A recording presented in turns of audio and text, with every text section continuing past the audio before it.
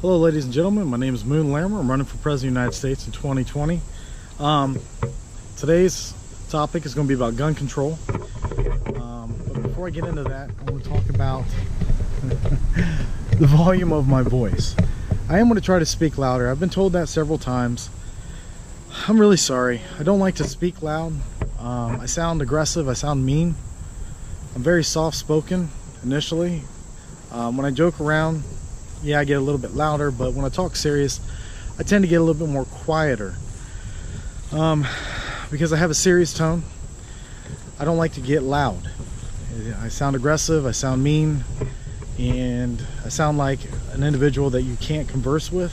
And I don't like that. That's not who I am. So I apologize, and I apologize for the scenery, because a friend of mine told me that I need to change it up. You know, go to downtown a little bit and walk around amongst the people and do my videos. But you know, if you have trouble hearing me now in the peaceful serenity of the park, just imagine what it would be like around a bunch of people. But I'm gonna try. I'm gonna give that an effort, a shot, and see how you guys respond to that. But one more thing before I get into gun control. Remember, you can find me on YouTube or Facebook. So here we go.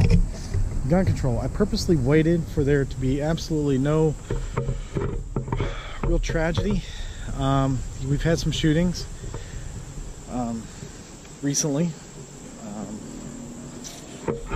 and that's always a tragedy, don't get me wrong, but nothing to the scale of dozens of people being shot. I wanted to wait purposely because I'm not one to really jump on a bandwagon. That's not who I am. Gun control is a serious issue, it's a serious topic, and it is one as to which it needs to be addressed. It needs to be addressed in a serious manner,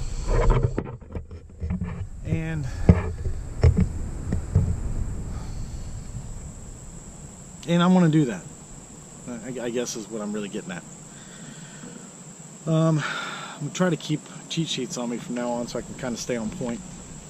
So the first thing is I want to implement some sort of psych test, a psychology test.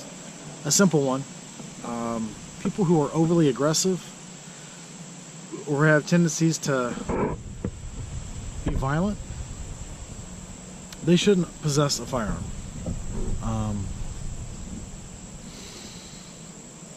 That would really help us to eliminate tragedies. I mean,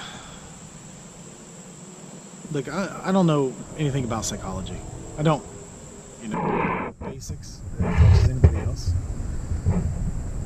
So I would have to lean on people in that field to come up with that test to find out certain triggers in particular individuals that we would look for, so that we can not allow certain individuals based on their psych test to own or not own a firearm, depending on how well they did. I really don't think that's unreasonable.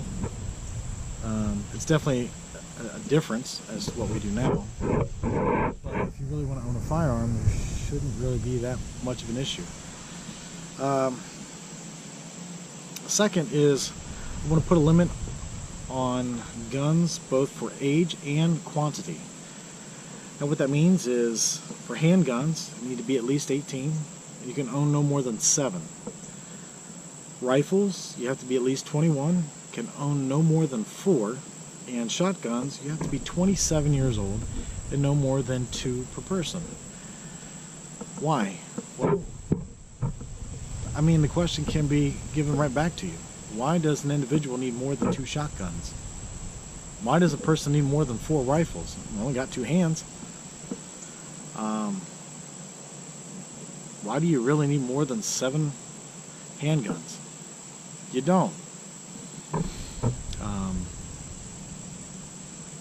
In my opinion, those numbers are a little high as it is per person. But I'm not the only individual in this country who has a voice. So those numbers are definitely open for negotiation, open for discussion. And I don't think I'm 100% right on everything. I'm willing to talk about anything. But for me, that's a basis. I mean, we can start there. Why the certain age limits? Well, when you're 18, you can be a little, I don't know, spur of the moment. And if you squeak through a psych test, but you're actually a very aggressive individual and impulsive, maybe you take your shotgun and go commit a crime, commit murder, you know. But if you're 27, it doesn't mean you're not as impulsive. It doesn't mean that you don't have all those tendencies, but you are more mature, you are more responsible, and you think things through a little bit. You've learned how to cope with any kind of instabilities that are unique to you. So that's why 27. And those numbers can fluctuate depending on if you're a farmer or if you're a gun dealer or a gun collector, but you would have to register with the federal government through the state that you're in. Okay, that's my take on it. Also, we'd have to register your firearms. I know we do that already, sort of speaking, but I also want to title them, which means that you have proof of ownership of that firearm, just like your vehicle, except if you really look into it, you don't actually own your vehicle with the license plate on your vehicle.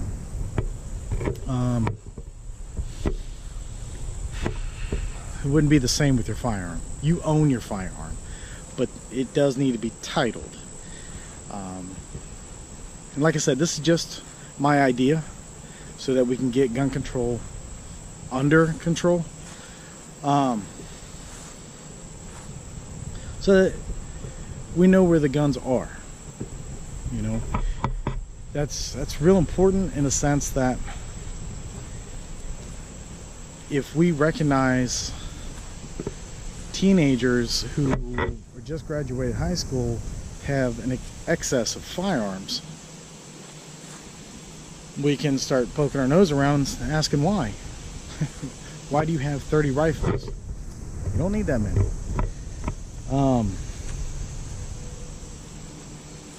And another thing too is if a police officer pulls somebody over and they can't prove ownership of that firearm, it would be a felony. Because a firearm is a lethal device, you would have to have proof of ownership or proof that you know the person who owns it and they vouch that they let you borrow it. So that would just go on a trust factor there. But we need to be a little bit stricter when it comes to people actually having possession of a firearm on them.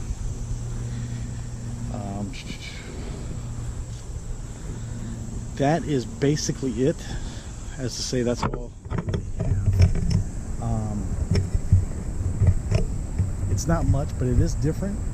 It's a lot to consume.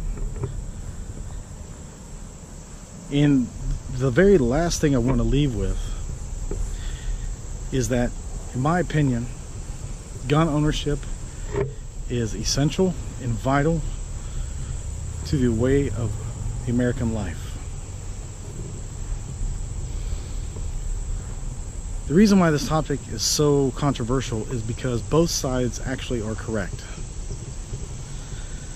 People need to have the right to own firearms. And we need to figure out a way to allow the right people to own firearms and allow people who can't have that type of control and power in their hands to let them understand why.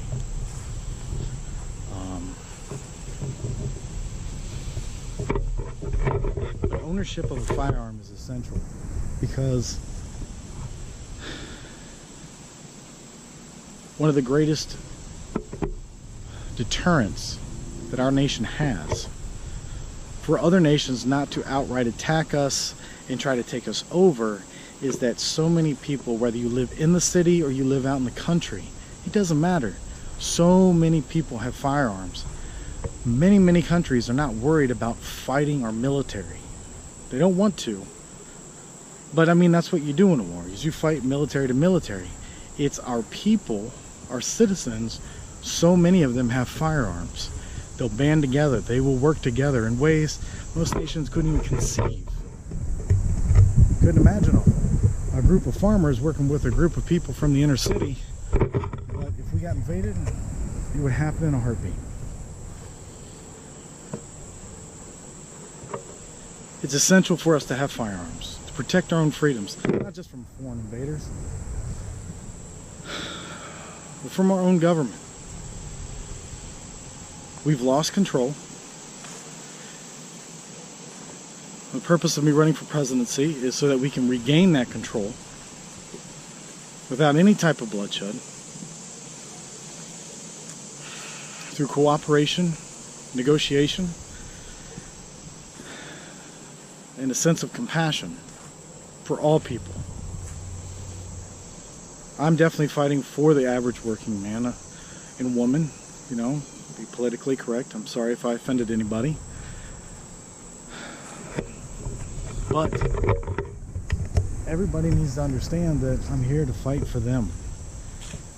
And we can do it without bloodshed. But everybody who can possess a firearm should, in the event that the government tries to seize all rights and all freedoms to the best of their ability. It sounds a little, it sounds extreme, but history has shown us that if a nation can, if a government of a nation can do it, it will definitely try. So all those people out there that think that we should just take the firearms away from people, that is a horrible idea. You have to recount history time and time again. We cannot allow that to happen. We just need to change the process and the ways that we do things to allow firearms to fall into the wrong hands. I mean, that's basically it. I got a little on the deep end as far as conspiracy theories go. A little more than I wanted to, because I'm not really big into conspiracy theories. But history is not a conspiracy theory. History's happened. It's recorded.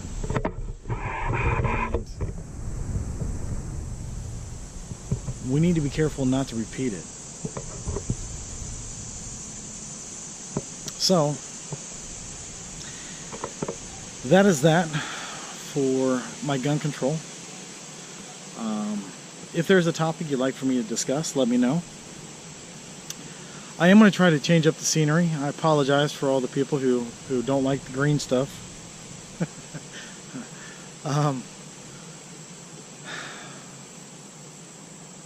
We have to work together, America. And the only way we're going to do that is by you talking with each other, with me, and really working together so that we can fight for a better nation. And before you even think that Donald Trump has done a lot of good, you'd have to ask what specifically. So it's easy just to say, yeah, somebody's done a good job, but until you start giving specifics, it's really hard to come up with those. And then you have to question, why did I think somebody did a good job? It does sound like I'm bashing Donald Trump a little bit, and I apologize. It's not really my MO, but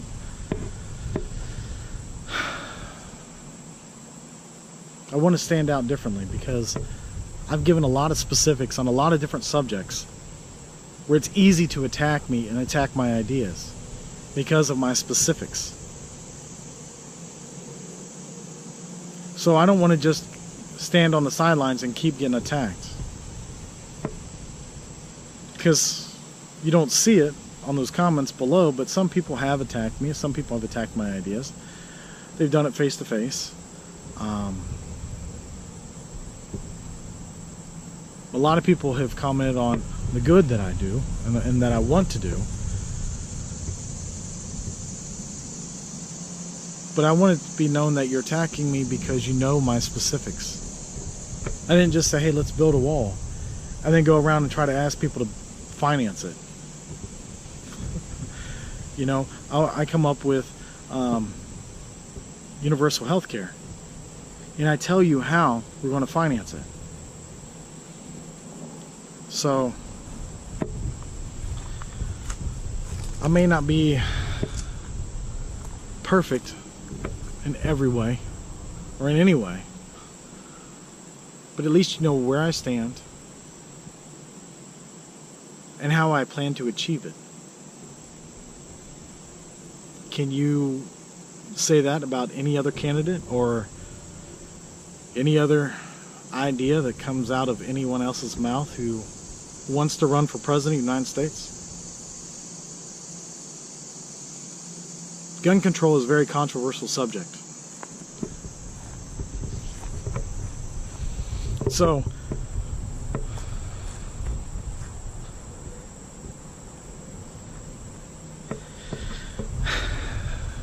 some of the things I've said is going to upset, well, most of the things I've said is going to upset at least 80% of America.